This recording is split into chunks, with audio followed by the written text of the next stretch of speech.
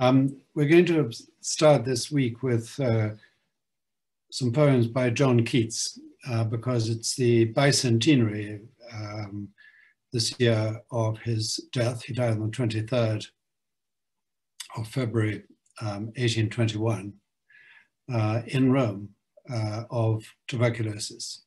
And he'd watched his brother die of tuberculosis and his mother. And in fact, his uncle had also died of tuberculosis. It was in the family, apparently. And I think that sets the scene for this extraordinarily short life. He was, when he died, not quite 26.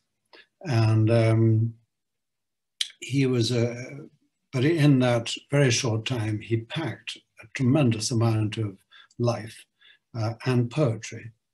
And the poems that he left span every genre pretty well: epic, poetic romance, sonnets, odes. And he was someone who I think, you know, we tend to think of him as a tragic figure, which indeed his life was in many ways tragic, but he was a person of enormous energy. And I think the best way of seeing that is there's a wonderful sketch by his friend, John Severn, which captures this sort of intensity. And it's very much reflected in his letters, which are really is worth reading on their own. They are works of art. And he wrote them at high speed, but the ideas that spill through them are, I went to a conference last year which was based almost wholly on ideas that came from his letters. He was a great critic of Shakespeare, for example. And many of his ideas are now commonplace in Shakespearean criticism. I think one of the most characteristic things about him, which is going to be reflected in the first poem I'm going to read, the very famous Ode to a Nightingale, is the intensity with which he identified with other people and other situations, whether in fiction or in romance or in life. And one quotation, which I think a very brief quotation, sums this up. He once said that if he had felt in any way unhappy, if he saw a sparrow beneath his window, he took part in its existence. And he says, and I pick about the gravel. I take part in its existence and pick about the gravel. I'm pronouncing existence in this rather funny way because he misspelt it, existence. And in a way, it's a really creative misspelling, as if he so got inside the sparrow. Well, in the case of the first poem, Ode to a Nightingale, he was obviously very struck by the song of a nightingale in his Hampstead garden. His house, by the way, is still there and very well preserved by the Keats Shelley Society. And I recommend the short film, which is on the department Facebook website, of Bob Geldof in the Roman house where he died. Very moving, short, I think it's 4 minutes long program. So the Nightingale is inspired by a real event, but what is fascinating about the poem is Keats very quickly contrasts the song of the nightingale with human suffering. He was very aware of human suffering, not of his own particularly, but of other people. And one line nearly everybody interprets as being a reflection of his brother's death, which had happened only in the year before, where youth grows pale and spectre thin and dies. But as well as that awareness of suffering, the poem then takes off. like the flight of the bird, into the life of poetry. So he sees poetry as a potential escape, and compares it with the effect of alcohol, red wine, and then is brought back. The poem comes back to earth at the end. Now, critics are divided as to whether he really did write it all in one morning. He certainly wrote a substantial part of it in one morning and corrected it. And the manuscript survives. The autograph manuscript of this poem survives. By the way, very many of Keats's poems survive in manuscript and in of the letters as well at Harvard. And the poem comes from May 1819, so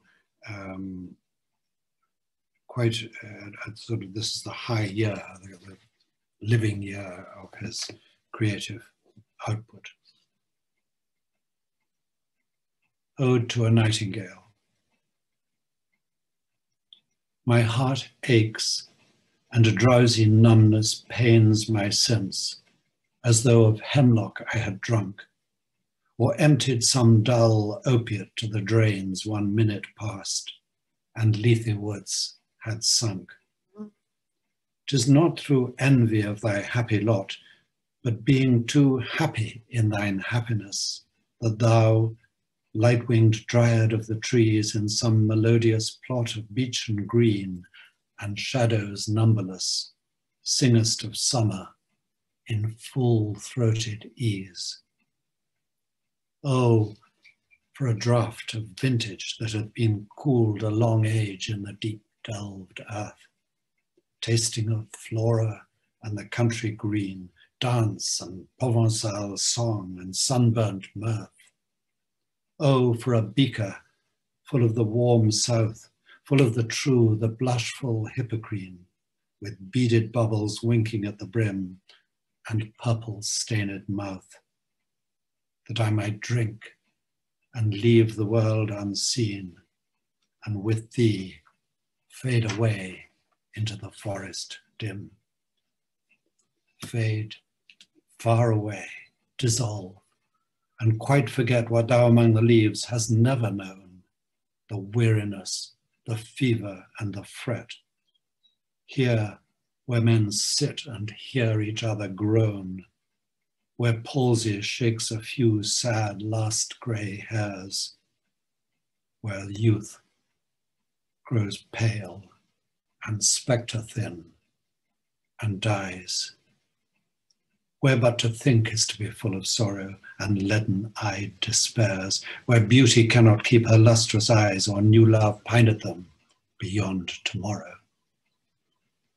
Away, away, for I will fly to thee, not charioted by Bacchus and his bards, but on the viewless wings of poesy. Though the dull brain perplexes and retards, already with thee. Tender is the night, and haply the queen moon is on her throne, clustered around by all her starry fays. But here there is no light, save what from heaven is with the breezes blown through verdurous glooms and winding mossy ways. I cannot see what flowers are at my feet, nor what soft incense hangs upon the boughs, but in embalmed darkness guess each sweet wherewith the seasonable month endows the grass, the thicket, and the fruit tree wild, white hawthorn, and the pastoral eglantine, fast fading violets covered up in leaves, and mid-May's eldest child, the coming musk-rose, full of dewy wine, the murmurous haunt of flies on summer eves. Darkling, I listen, and for many a time I have been half in love with easeful death, called him soft names in many a mused rhyme, to take into the air my quiet breath. Now, more than ever, seems it rich to to die, to cease upon the midnight with no pain, while thou art pouring forth thy soul abroad in such an ecstasy. Still wouldst thou sing, and I have ears in vain, to thy high requiem become a sod. Thou wast not born for death, immortal bird. No hungry generations tread thee down. The voice I hear this passing night was heard in ancient days by emperor and clown. Perhaps the self-same song that found a path through the sad heart of Ruth, when, sick for home, she stood in tears amid the alien corn.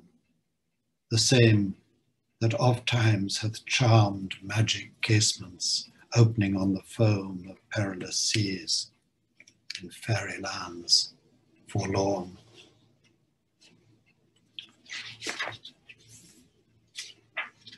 Forlorn, the very word is like a bell to toll me back from thee to my soul's self. Adieu, the fancy cannot cheat so well as she is famed to do, a deceiving elf. Adieu, adieu, thy plaintive anthem fades past the near meadows, over the still stream, up the hillside, and now 'tis buried deep in the next valley glades. Was it a vision or a waking dream? Fled is that music. Do I wake or sleep?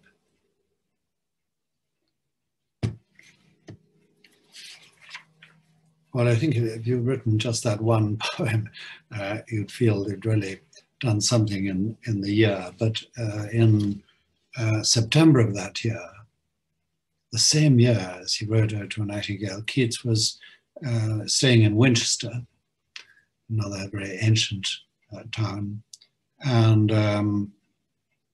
took an autumn day's walk and described the walk in a letter that he wrote on September the 22nd, 1819, to one of two friends who was staying actually not far from where I live in Bath. And in the second letter to the other friend, he sent this poem.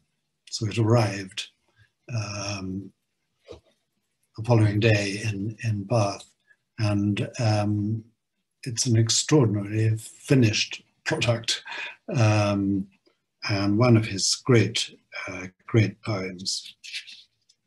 And again, here he personifies autumn, and this is not the autumn.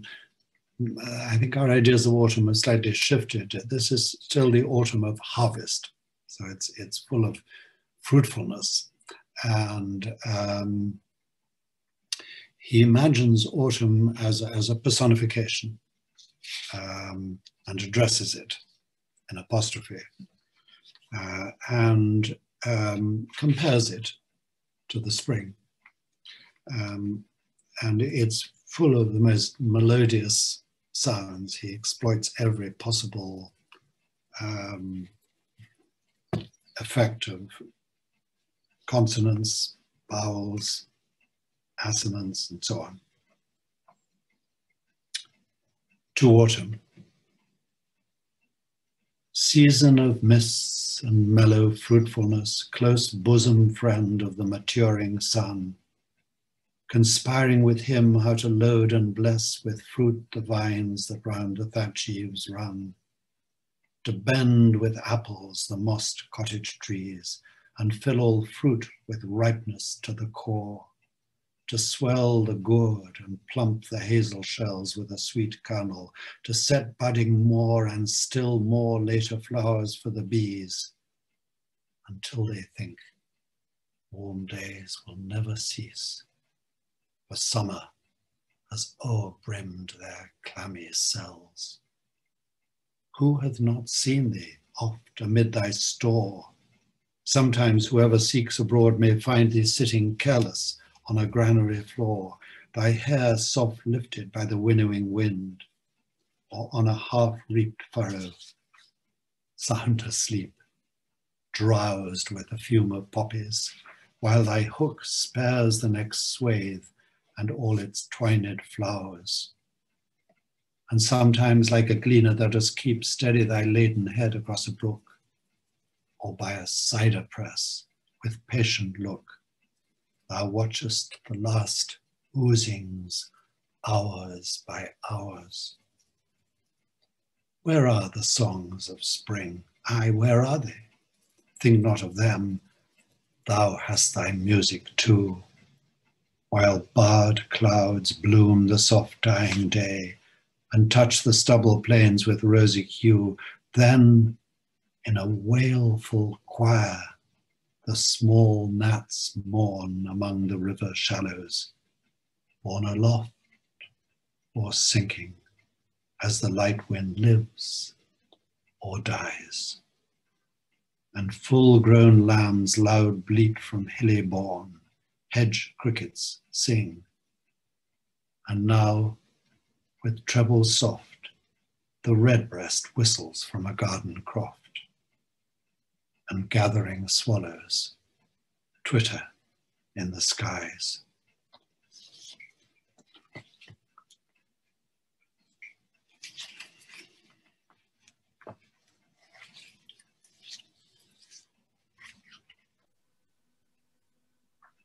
So the third poem of Keats that we're going to read is one that's very famous. It's very much reflecting the taste for Gothic, for medieval, and the spirit of medieval romance. And Keats was very taken by romance, especially by Spenser. And when he heard his great friend Cowden Clarke, the son of his headmaster, wonderfully inspired schoolmaster, reading Spenser, and he read the line, "Sea shouldering whale." Keats is said to have lifted his shoulder as if he were the whale going through the sea. He was so identified with Spenser's poetry. And this poem, you can see, looks forward to this period in the Victorian period in England when everywhere there were knights and coats of armor. And in fact, a few years after writing this, there was a famous tournament where everybody dressed up in medieval armor, and there was meant to be jousting, but unfortunately it rained all day, so they had to postpone it.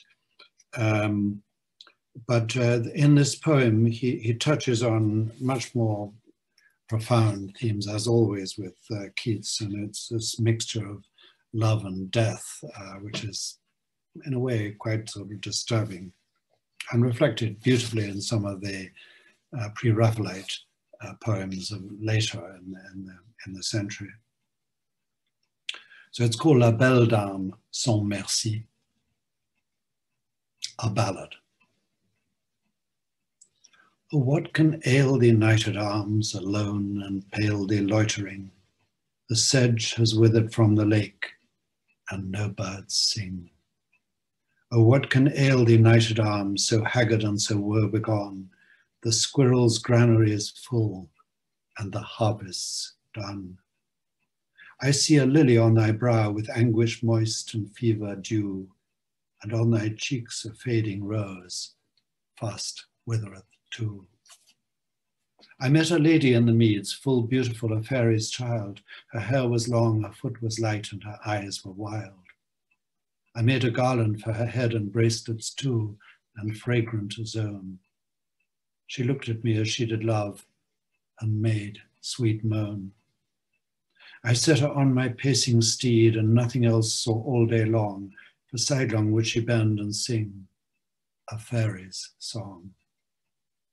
She found me roots of relish sweet, and honey wild, and manna dew, and sure in language strange she said, I love thee true. She took me to her elfin grot, and there she wept and sighed full sore, and there I shut her wild, wild eyes with kisses for.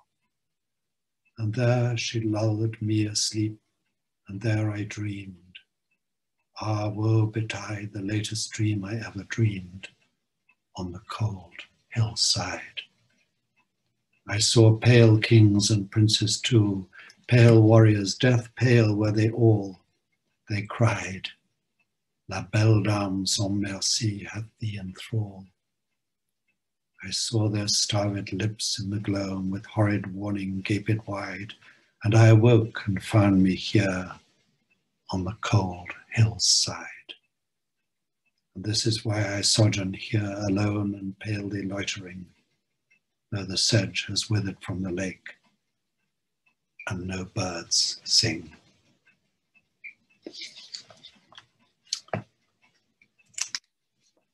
Well, I think that poem is very romantic in every possible sense of the word, and it's got something very captivating. I remember when I first read it at school, I was completely taken by this. But I think the last poem I'm going to read is really a fragment, which was on a scrap of paper, which Keats turned over and then wrote a stanza of a play he was writing.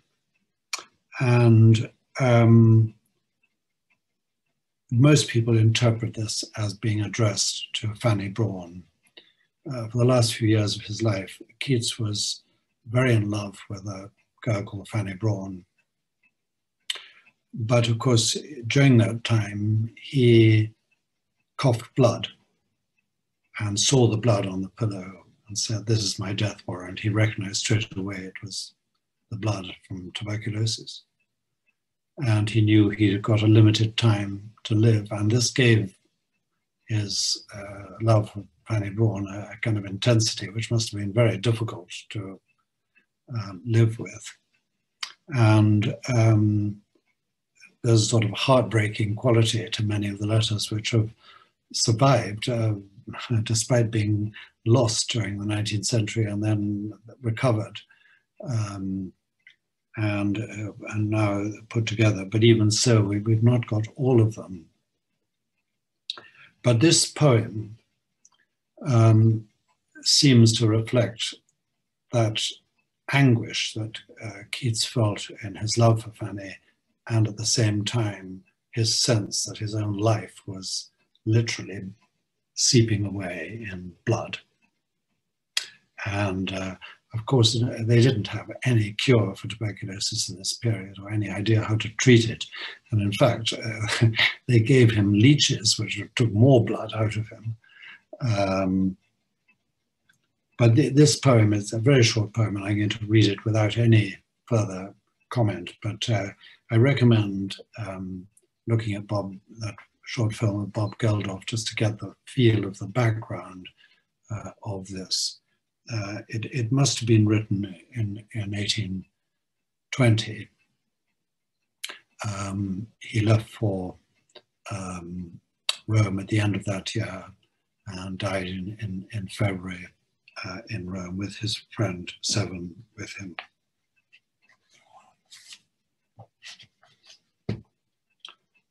This living hand, now warm and capable of earnest grasping, would, if it were cold and in the icy silence of the tomb, so haunt thy days and chill thy dreaming nights that thou wouldst wish thine own heart dry of blood, so in my veins red life might stream again, and thou be conscience calmed. See, here it is. I hold it towards you.